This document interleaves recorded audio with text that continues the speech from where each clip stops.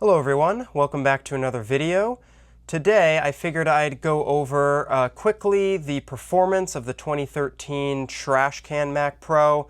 I saw a lot of comments in the last video about this machine and how bad it is, which is not really a lie, but I figured I'd just go over a little bit of info on this. So my particular machine here, if we do about this Mac, so I've got the 6-core Xeon. This one happens to have 64 gigs of RAM. It's got a 512 gig SSD, and this has the base D300 GPUs. This version of Logic I'm running is 10.7.9, which is the newest version that will run on Monterey and this machine. This is just the Logic demo track. And for copyright issues, I'm not going to actually play the audio from this, but I'm just going to kind of talk through. So we'll hit play here. I'm going to bring up the performance meter. I'm also going to open activity monitor here so we can kind of monitor the CPU that way as well. And as you can see, we're doing perfectly fine.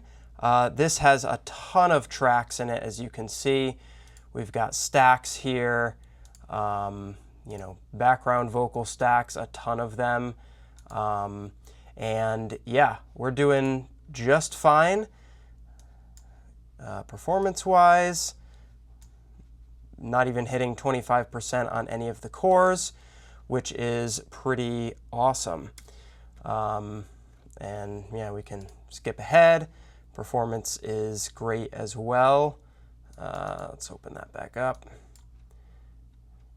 So yeah, really, really good. I mean, timeline performance is excellent. No problems there. But what I figured I'd also do is open up the spatial audio version of this track here.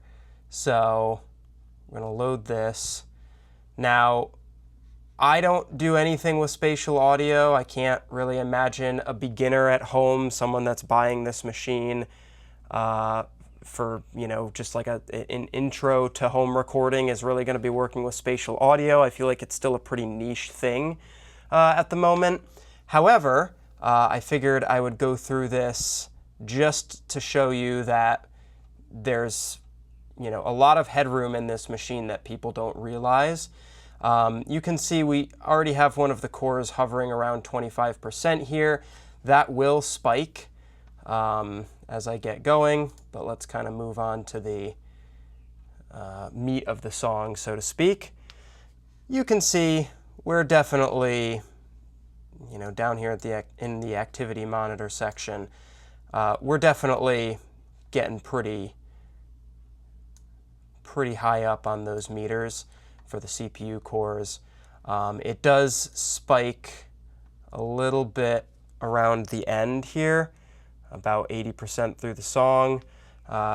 Take a look at the Logic performance meter. It really does spike for a second here. Yeah, see, we hit 100%, but it does handle it. It does handle it, and this is the same session, but this is the spatial audio version. And we do have, several plugins. These are all just built-in Logic plugins on this, but it does handle this. And this is, once again, I feel, this is really, no one's going to be buying this computer to do spatial audio mixing and mastering. So this is probably an extreme use case of this machine, but it does handle it just fine. And with this open, we are using, let's see, so we're using about 12 gigs of RAM here. So not bad. Obviously, you can max these CPUs out, but you do go down in clock speed. So for this is the 6-core, which is 3.5 gigahertz. I would honestly recommend the base model which is the quad-core 8-thread version. That's 3.7 gigahertz, I believe.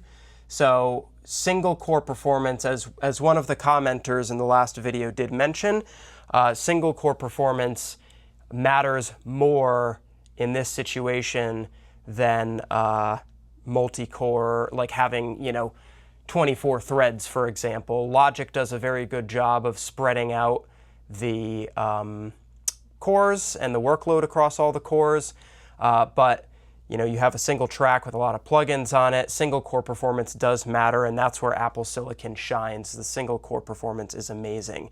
And I also just want to address, I'm not recommending that if you're serious about this, you go out and buy a trash can Mac Pro. I'm not saying that this is the greatest computer ever made for doing audio stuff. That's not true at all. Obviously, modern machines are going to be worlds better than this computer. But for this sort of spec, and what you can get and the performance that you can get for a basic computer, it's a pretty good value for money, especially if you're just getting started. Obviously, I do not recommend using this as your everyday computer. As you can see, it's not hooked up to Ethernet. I've got the Wi-Fi turned off up here. So it's just not a good idea to use these things day to day as your main machine and keep them connected to the internet. I'm not saying that. I'm just saying as a secondary machine or as just like a little, you want a starter computer, these are still, as long as you understand the risks of the overheating GPUs and blah, blah, blah, which Logic isn't really going to push those, but there are risks to buying this as there are risks to buying any computer that's this old. Windows, Mac, it doesn't matter. I use Mac, so that's where we're focusing, but this is not necessarily the, end-all, be-all of computers. I just want to make that very clear, but it's still a good value, I feel. So that's it for today. Hope you enjoy. If you have any other comments or questions, leave them down below. I'll do my best to answer them, and I will see you in the next video.